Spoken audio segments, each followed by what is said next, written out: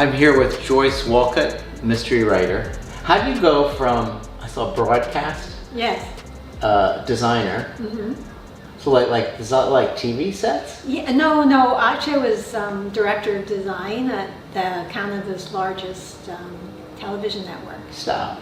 And but that's off air. Not a lot of people know what that is. But it's a big important thing about how it looks. And that's everything that's not on the screen. Yeah. Off air is billboards, posters, annual reports, business cards, all across Canada. So, and we actually did design work for the Vancouver Olympics and all kinds of, sorry, it's Calgary, isn't it? But anyway, there's so much stuff going on. But we did a lot of the print for stations all across Canada. Right. So that's two different worlds from that to writing these, these gruesome situations. I know. But I always liked mysteries. I always like to say, when I was younger, my mom used to say, I love a good murder.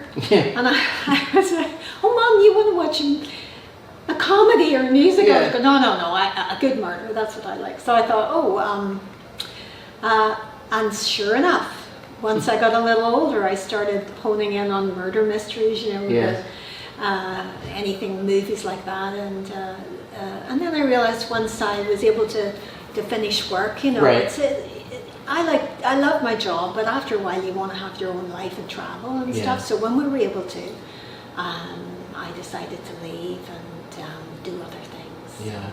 I thought, I'd love to write a book. Yeah.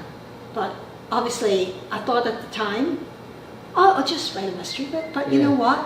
It's not that easy. Right. So I had to take a lot of courses. I actually did a postgrad course at the Humber School for Writers in Toronto, and did another summer course there. So, and then joined a couple of different. So I'm thinking with the Canada, you're really in the English tradition. Yes, that's right. Because when I went to school in Northern Ireland, I was born in Belfast. Oh, I understand. I should have caught the accent. Well, it's kind of softened up now. I can bring it out when I want to, but so I went to school there. So.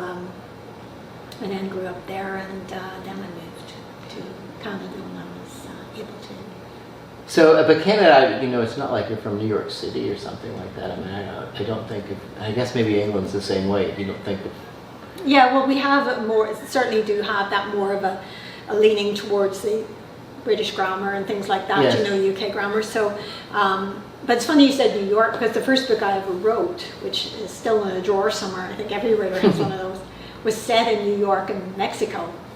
And the funny thing is that I was on a cruise with my cousins who are all from Northern Ireland, and my cousin was a policeman during the Troubles in Northern Ireland outside Belfast. And he's telling us all these stories. Oh my goodness, I could tell you all kinds of stories. And I'm sitting on the cruise thinking, why am I writing a book about Mexico and New York, both of which I've been to but haven't lived in, when I've got this wonderful resource here and a cousin who's mad as anything and got tons of stories and is really funny.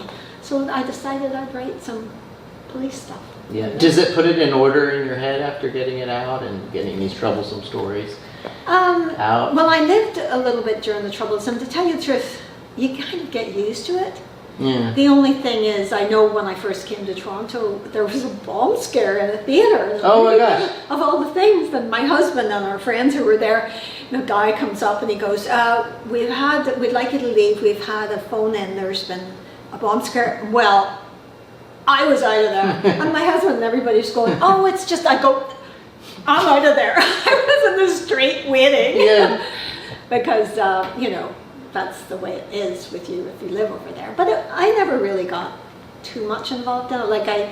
It was an inconvenience, certainly, but I didn't live where there was a lot of trouble, and it just impacted our lives. We didn't get to go out to bars and discos and stuff. Right, but a mystery is basically disorder under order. It is. It's disorder under order. You're absolutely right, and maybe that's my way of dealing with things that have happened, because it really takes time for you to come to somewhere quiet when you realize what it was like for you back then. And I'll tell you one thing, you never want to have to go through that.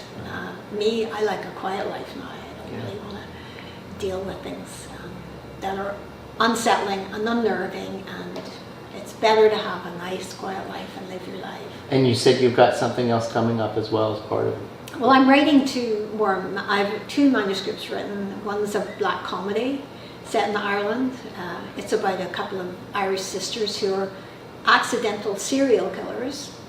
And yeah, I know. And another one called Island of Graves, which is a different character from these 2 books. And I just wanted to write something different. I'm still working on them, editing them. Yeah. And thinking about them. But I like writing. It's a lot of fun. That's great. Well, thank you so much for coming. Thank you. I appreciate it. Pleasure.